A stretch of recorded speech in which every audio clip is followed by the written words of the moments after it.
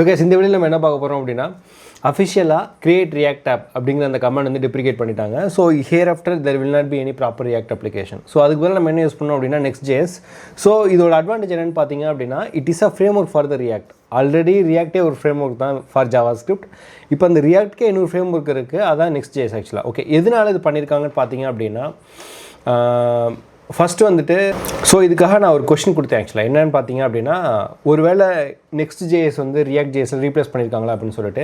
So answer வந்து அப்படி கிடையாது ஆக்சுவலாக. So as you can see clearly Next.js will not replace React.js. But என்னென்னு பார்த்தீங்க அப்படின்னா it is a framework for the react additional features. அதாவது ரியாக்ட் வந்து பார்த்தீங்கன்னா நம்ம இப்போ ரியாக்ட் நீங்கள் அப்ளிகேஷன் கிரியேட் பண்ணவங்களுக்கு தெரிஞ்சிருக்கும். ரியாக்ட் இன்ஸ்டால் பண்ணிவிட்டு அதுக்கப்புறம் தான் நம்ம routing configurations server side rendering இதெல்லாம் ஆட் பண்ணுற மாதிரி இருக்கும். பட் இதில் வந்து பார்த்தீங்க அப்படின்னா that is not the case. நீங்கள் இந்த Next.jsல பண்ணும்போது அதே ரியாக்ட் கான்செப்ட்ஸை வச்சுட்டு still we can able to use this routing concepts எல்லாத்தையுமே நம்ம வந்து ஒர்க் பண்ணிக்கலாம் ஆக்சுவலாக. ஸோ இதில் வந்து பார்த்தீங்க அப்படின்னா பை டிஃபால்ட்டாகவே சர்வர் சைட் ரெண்டரிங் இருக்கும். அதே போல் வந்து பார்த்தீங்க அப்படின்னா SEOக்குள்ள அந்த ஆப்டிமைசேஷன் கான்செப்ட்ஸ் எல்லாமே இதிலே இருக்கும்.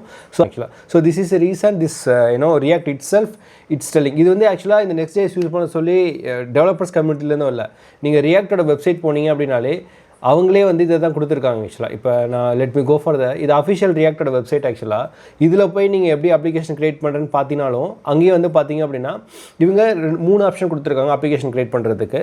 ஸோ இதிலே வந்து பார்த்தீங்க அப்படின்னா if you want to build the new website we recommended starting with framework, which means ஒரு ஃப்ரேம் ஒர்க் வச்சு கிரியேட் பண்ணுங்கன்னு சொல்லிட்டு அஃபிஷியல் ரியாக்டாகவே சொல்லியிருக்காங்க ஆக்சுவலாக. ஸோ அதுக்கு நிறைய ஃப்ரேம் ஒர்க் இருக்குது. அதில் ஒன்று வந்து பார்த்தீங்க அப்படின்னா இந்த Next.js. ஸோ இதை வச்சு அப்ளிகேஷன் கிரியேட் பண்ணுறதுக்கு npx create next app அப்படின்னு கொடுத்தீங்க அப்படின்னா ஆட்டோமேட்டிக்காகவே அப்ளிகேஷன் வந்து கிரியேட் ஆகும். நெக்ஸ்ட் வந்து பார்த்தீங்க அப்படின்னா ரியாக்ட் ரவுட்டர். இந்த ரவுட்டர் தான் வந்து ஜென்ரலாக ரியாக்ட் அப்ளிகேஷன் கிரியேட் பண்ணும்போது எல்லாருமே இதில் தான் ரவுட்டிங் ஆட் பண்ணுவாங்க. பட் இதை வச்சுமே நீங்கள் அப்ளிகேஷன் கிரியேட் பண்ணிக்கலாம், which is npx create react router அப்படிங்கிறத வச்சு இதுவும் பண்ணிக்கலாம். அப்படி இல்லைனா எக்ஸ்போ அப்படிங்கிற ஒரு இன்னொரு ஃப்ரேம் ஒர்க் இருக்குது, இதை வச்சு நீங்கள் npx create expo app. So இதில் 3ல் எது கம்ஃபர்டபுளாக இருக்குது எதனாலும் யூஸ் பண்ணிக்கலாம். பட் எனக்கு தெரிஞ்ச வரைக்கும் ரொம்ப பாப்புலர் அப்படிங்கிறது இந்த Next ஆப் தான். இது வந்து because it is developed by இது மெயின்டைன்டு பை வெர்சல் அப்படிங்கிற ஒரு ஆர்கனைசேஷன் தான் மெயின்டைன் பண்ணிட்டு இருக்காங்க. அண்ட் எனக்கு தெரிஞ்ச வரைக்கும் ரீசெண்டாக நான் ஒரு 2-3 அப்ளிகேஷன் ஒர்க் பண்ணியிருக்கேன். எல்லாத்துலேயுமே இந்த Next ஃப்ரேம் ஒர்க் யூஸ் பண்ணுறாங்க ஆக்சுவலாக. ஸோ இந்த Nextல அட்வான்டேஜ் என்னென்னு பார்த்தீங்க அப்படின்னா இந்த ரவுட்டிங் கான்ஃபிகரேஷன் நம்ம ஏற்கனவே யூஸ் பண்ணுற அந்த ஸ்டேட்டு எல்லாமே வந்து பார்த்தீங்க அப்படின்னா இந்த ஃப்ரேம் ஒர்க்கில் இருக்குது. ஸோ நீங்கள் புதுசாக எதுவும் க்ரியேட் பண்ணுங்கிற அவசியம் கிடையாது ஆக்சுவலாக. ஸோ அப்படியே தான் இருக்கும் ஆக்சுவலாக. So we don't want to do anything. So எல்லாமே இதிலே இருக்கும் ஆக்சுவலாக. ஸோ இப்போ இந்த Next ஆப்பை வச்சு எப்படி நம்ம கிரியேட் பண்ணுறது அப்படின்னு சொல்லி ஒரு ரியாக்ட் அப்ளிகேஷன் எப்படி கிரியேட் பண்ணுறது அப்படின்னு சொல்லி பார்க்கலாம். ஸோ ஆஸ் யூஷுவல் நார்மலாகவே நம்ம எப்படி நம்ம அப்ளிகேஷன் கிரியேட் பண்ணுவோமோ ரியாக்ட்டுக்கு அதே கான்செப்ட்ஸ் தான், புதுசாலாம் எதுவுமே இருக்காது. ஸோ இதில் போய்ட்டு நீங்கள் ஜஸ்ட்டு உங்கள் டெர்மினல் ஓப்பன் பண்ணிவிட்டு இதில் வந்து ஆஸ் பர் த டாக்குமெண்டேஷன் சொல்லியிருக்காங்கல்ல அதே தான். ஸோ இப்போ இதில் வந்துட்டு npx next app அப்படின்னு சொல்லி இந்த கமெண்ட் இருக்குது. இந்த கமெண்ட் அப்படியே போயிட்டு நான் என்னோடய கமெண்ட் ப்ராம்ப்ட்டில் கொடுக்குறேன். ஸோ இமீடியட்லி எனக்கு வந்து பார்த்தீங்கன்னா ஒரு நிமிஷம் இந்த மாதிரி கேட்காது ஆக்சுவலாக. ஐ திங்க் தெரியும்னு நினைக்கிறேன். நம்மளே மேனுவலாக கொடுக்கணும். அப்படி இல்லை அப்படின்னா ஃபோல்டர் நேமை ரியாக்டில் எடுத்துக்கும். பட் இந்த இதில் வந்து பார்த்தீங்க அப்படின்னா it is asking what is my application name which is best idea. So இதில் வந்து நான் என்ன பண்ணுறேன் அப்படின்னா மார்ச் டெஸ்ட் நெக்ஸ்ட் அப்படின்னு சொல்லி கொடுக்குறேன். இதான் வந்து என்னோடய அப்ளிகேஷன் நேம். என்டர். நெக்ஸ்ட் வந்து டைப் ஸ்கிரிப்ட் வேணுமா வேணாமான்னு சொல்லி கேட்குது. உங்களுக்கு வேணால் எடுத்துக்கோங்க, வேணா விட்டுருங்க ஆக்சுவலாக. So I'm giving yes actually here. Next வந்து ESLint which is the coding standard ஆக்சுவலாக. ஸோ அதுக்கு நீங்கள் எஸ் கொடுத்தாலும் ஓகே, நோ கொடுத்தாலும் okay. But as of now I'm giving no. So Tailwind CSS support வேணுமான்னு சொல்லி கேட்குது. I'm giving no. And you want to type the code inside SRC directory. ஜென்ரலாக நம்ம SRC டைரக்டரி வச்சிருப்போம், அந்த டைரக்டரி உங்களுக்கு வேணுமான்னு கேட்குது. Then we can go for yes actually. ஜென்ரலாக நம்ம எல்லா ரியாக்ட் அப்ளிகேஷன் ஆங்குலர் அப்ளிகேஷன் எல்லாத்துலேயுமே இந்த SRC டைரக்டரி தான் நம்ம யூஸ் பண்ணுவோம். So we can provide. இல்லை உங்களுக்கு வேணாம் அப்படின்னா you can ignore the option.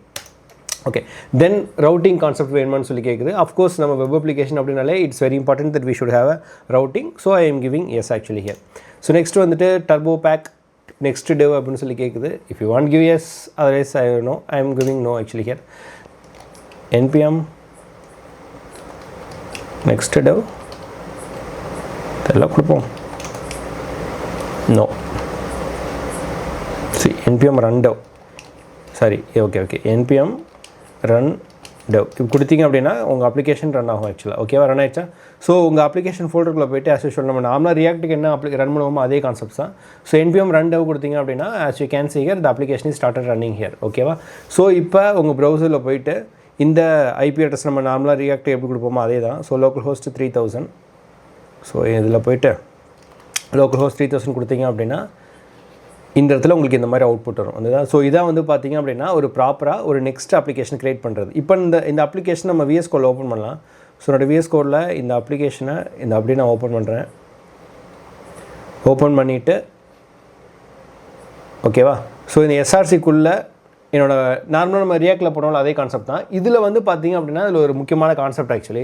So நம்ம ரியாக்டில் வந்து எப்போவுமே ஒரு காம்பனன்ட் க்ரியேட் பண்ணும்போது ஹோம் ஜேஸ் அந்த மாதிரி க்ரியேட் பண்ணிப்போம். ஃபஸ்ட் லெட்டர் கேபிட்டலில் இருக்கும், அந்த மாதிரிலாம் இருக்கும்.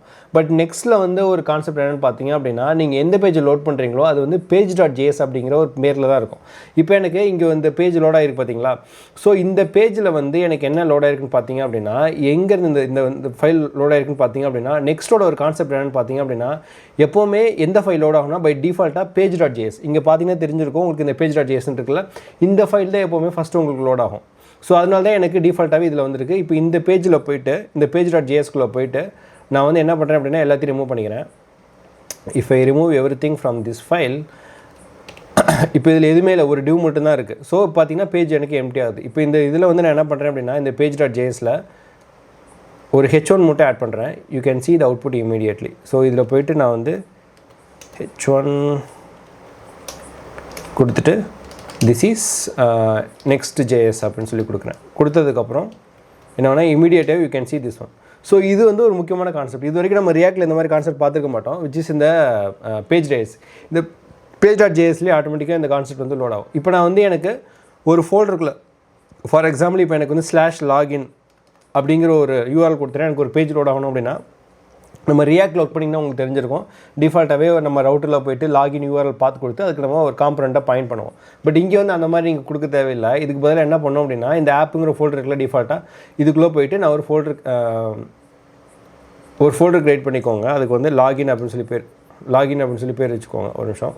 ஃபோல்டர் க்ரியேட் பண்ணிவிட்டு இதுக்குள்ளே லாகின் க்ரியேட் பண்ணிக்கோங்க. இந்த ஃபோல்டருக்குள்ளே போய்ட்டு இந்த page.js கூட நான் காப்பி இது ஓகே. இந்த ஃபோல்டருக்குள்ளே ஒரு ஃபைல் க்ரியேட் பண்ணுங்கள். அந்த ஃபைலோட நேம் கண்டிப்பாக page.js தான் இருக்கணும். இதான் அதோட காமன் கான்செப்ட். இதுக்குள்ளே போய்ட்டு நான் என்ன பண்ணுறேன் அப்படின்னா ஃபங்க்ஷன், நீங்கள் இதுக்குள்ளே என்ன நேம் வேணாலும் வச்சுக்கலாம். அது உங்கள் இஷ்டம் தான். லாகின் எதோ ஒன்று பேர் வச்சுக்கலாம். இது ஒன்றும் பிரச்சனை இல்லை. இந்த லாகின் கொடுத்துட்டு இதுக்குள்ளே நீங்கள் நம்ம நார்மலாக ரியாக்டில் கொடுப்போம் அதே தான். இதுக்குள்ளே போய்ட்டு இந்த இடத்துல h1 அப்படின்னு சொல்லி கொடுத்தீங்க அப்படின்னா திஸ் இஸ் லாகின், அவ்வளோதான். ஸோ இப்போ நான் வந்து இந்த ஃபைலை ரெடி பண்ணிட்டேன். இப்போ எனக்கு இந்த இதில் வந்துட்டு நான் லாகின் கொடுத்தேன்னு வச்சுக்கோங்களேன்.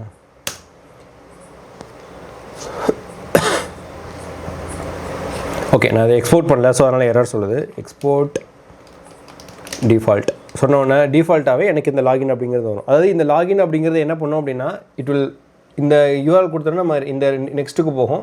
நெக்ஸ்ட்டில் போய் இந்த ஃபோல்டரை பார்க்கும். இந்த ஃபோல்டரில் எந்த ஃபைல் வந்து page.js நேமில் இருக்கோ அதில் இருக்க டிஃபால்ட் காம்பனண்ட் எடுத்துகிட்டு வந்து இங்கே லோட் பண்ணிடுறோம் ஆக்சுவலாக. ஓகேவா. ஸோ இதில் எக்ஸ்போர்ட் டிஃபால்ட் அப்படிங்கிறது இட்ஸ் வெரி இம்பார்ட்டன்ட். ஸோ கொடுத்ததுக்கப்புறம் எனக்கு ஆட்டோமேட்டிக்காகவே இந்த லாகின் பேஜ் அப்படிங்கிறது லோட் ஆயிரும். ஸோ இப்போ ரெஜிஸ்டர் வேணும் அப்படின்னா நீங்கள் ரெஜிஸ்டர் அப்படின்னு சொல்லி ஃபோல்டர் கிரியேட் பண்ணிவிட்டு அதுக்குள்ளே நீங்கள் கொடுத்துக்கலாம் ஆக்சுவலாக.